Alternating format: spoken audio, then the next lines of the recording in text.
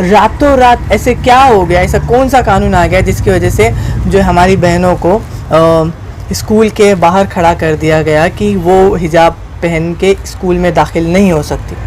तो चलो शुरू करते हैं। तो चलो बात करते हैं तब की जब अंग्रेज़ हमारे हिंदुस्तान में राज करते थे।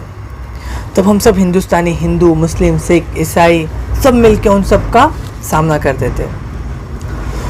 अंग्रेज़ों ने बहुत कोशिश की कि हमें डिवाइड करे करके, लेकिन हम एकजुट होके रहे, एक साथ लड़े। लेकिन आज अगर अंग्रेज़ हमारे हिंदुस्तान में होते तो वो देख के यही सोचते कि यार हमें तो कुछ करने की ज़रूरत नहीं है, ये लोग तो खुद आपस में ही लड़ रहे हैं, है ना, इससे तो हमारा ऑलरेडी वैसे ही फ़ायदा है। तो भाइयों, कहने का मकसद बस यही है कि हम आज ऐसे जाल में फंस गए हैं जहां हमें अपने ही लोगों से लड़वाया जा रहा है। समझ रहे हो?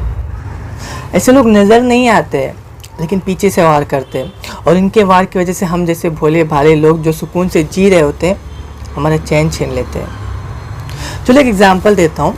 अभी जैसे मान लो एक कैंडी है, उसको आप खुला छोड़ दो, क्या होगा?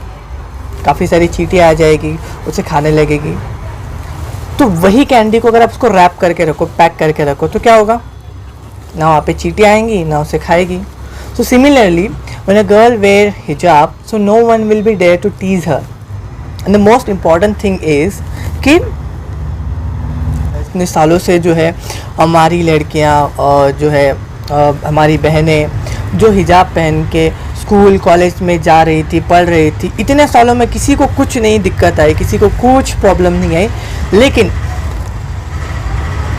इस समय रातों रात ऐसे क्या हो गया, ऐसा कौन सा कानून आ गया जिसकी वजह से जो हमारी बहनों को स्कूल के बाहर खड़ा कर दिया गया कि वो हिजाब पहन के स्कूल में दाखिल नहीं हो सकती। क्यों ऐसे?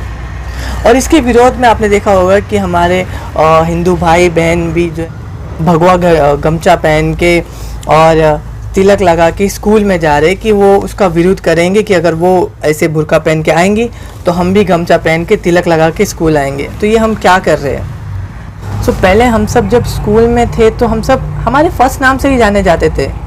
हम अपने सरनेम से किसी को कभी नहीं बुलाते थे, ना पुकारते थे, ना जानते थे। हम अपने सिर्फ फर्स्ट नाम से जाने जाते थे। लेकिन आज के दौर में ऐसा हो रहा है कि हम जाति और धर्म के नाम पे लड़ रहे हैं, और वो भी बच्चे। और यही नहीं, इससे पहले भी काफ़ी सारी और घटनाएं घटी है। जैसे गुड़गांव में नमाज को लेके जो है चल रहा था काफ़ी कुछ। उसके बाद में अभी बीच में जैसे आपको पता होगा, उसके बाद में जो है बीफ को लेके चल रहा था कि बीफ को रोका जाएगा, बीफ नहीं लिया जाएगा। करेक्ट? और आज के दौर में हिजाब को लेके कि कौन पहनेगा और कौन नहीं पहनेगा, ये चल रहा है। अब इसमें बच्चों का आगे क्या होगा, फ्यूचर क्या होगा, इसको किसी को कुछ पता नहीं, ना किसी को चिंता है इस देश की। तो चलिए हमारा इंडियन कॉन्स्टिट्यूशन क्या कहता है वो एक बार देख लेते हैं। तो हमारा इंडियन कॉन्स्टिट्यूशन कहता है कि the right freely to profess, practice and propagate religion. तो देखिए, ये अगर कोई प्रोफेस, प्रैक्टिस एंड प्रोपिगेट कर रहा है तो इस सरकार की जिम्मेदारी है कि उसे इसमें कोई परेशानी ना आने दे। तो मतलब इसका ये मतलब नहीं कि कोई भी अगर अपने रिलीजन को लेकर कुछ भी करेगा।